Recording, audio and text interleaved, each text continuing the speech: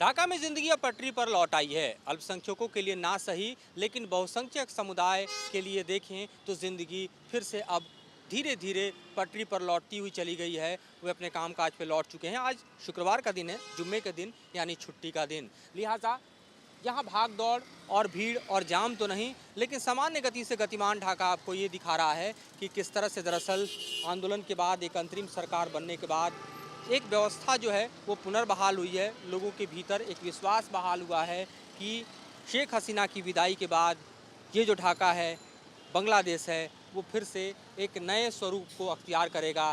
ख़ास तौर पे आप देखिए कि यहाँ चलते हुए रिक्शे, गाड़ियाँ, फ्री मूवमेंट लोगों का आपको दिखाई देगा। और अगर आप 5 अगस्त और उसके आसपास की घटनाओं को डिलीट कर दें तो आपको वैसे ही ढाका दिखाई दे रहा है जैसा पहले दिखाई देता था।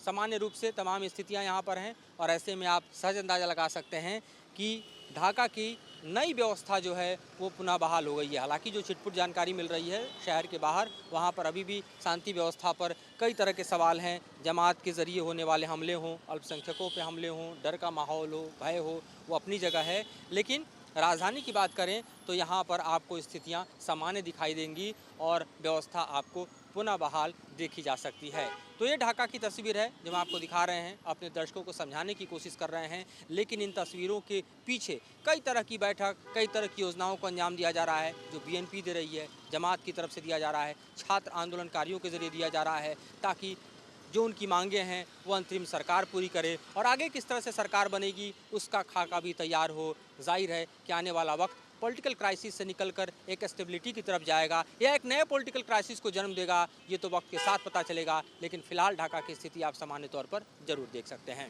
ढाका में जिंदगी अब पटरी पर लौट आई है। अल्पसंख्यकों के लिए ना सही, लेकिन बहुसंख्यक समुदाय के लिए देखें तो जिंदगी फिर से अब धीरे धीरे पटरी पर लौटती हुई चली गई है। वे अपने कामकाज पे लौट चुके हैं। आज शुक्रवार का दिन है, जुम्मे के दिन यानी छुट्टी का दिन। लिहाजा यहाँ भाग दौड़ और भीड़ और जाम तो नहीं, लेकिन सामान्य गति से गतिमान ढाका आपको ये दिखा रहा है कि किस तरह से दरअसल आंदोलन के बाद, एक अंतरिम सरकार बनने के बाद एक व्यवस्था जो है वो पुनर्बहाल हुई है। लोगों के भीतर एक विश्वास बहाल हुआ है कि शेख हसीना की विदाई के बाद ये जो ढाका है, बांग्लादेश है, वो फिर से एक नए स्वरूप को अख्तियार करेगा।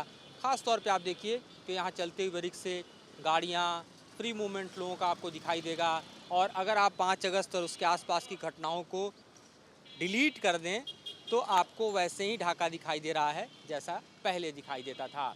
सामान्य रूप से तमाम स्थितियां यहाँ पर हैं और ऐसे में आप सहज अंदाज़ा लगा सकते हैं कि ढाका की नई व्यवस्था जो है वो पुनः बहाल हो गई है। हालांकि जो छिटपुट जानकारी मिल रही है शहर के बाहर, वहाँ पर अभी भी शांति व्यवस्था पर कई तरह के सवाल हैं। जमात के ज़रिए होने वाले हमले हों, अल्पसंख्यकों पे हमले हों, डर का माहौल हो, भय हो, वो अपनी जगह है। लेकिन राजधानी की बात करें तो यहाँ पर आपको स्थितियाँ सामान्य दिखाई देंगी और व्यवस्था आपको पुनः बहाल देखी जा सकती है। तो ये ढाका की तस्वीर है जो हम आपको दिखा रहे हैं, अपने दर्शकों को समझाने की कोशिश कर रहे हैं। लेकिन इन तस्वीरों के पीछे कई तरह की बैठक, कई तरह की योजनाओं को अंजाम दिया जा रहा है जो बीएनपी दे रही है, जमात की तरफ से दिया जा रहा है, छात्र आंदोलनकारियों के जरिए दिया जा रहा है, ताकि जो उनकी मांगें हैं वो अंतरिम सरकार पूरी करे। और आगे किस तरह से सरकार बनेगी उसका खाका भी तैयार हो। जाहिर है कि आने वाला वक्त पॉलिटिकल क्राइसिस से निकलकर एक स्टेबिलिटी की तरफ जाएगा या एक नए पॉलिटिकल क्राइसिस को जन्म देगा, ये तो वक्त के साथ पता चलेगा। लेकिन फिलहाल ढाका की स्थिति आप सामान्य तौर पर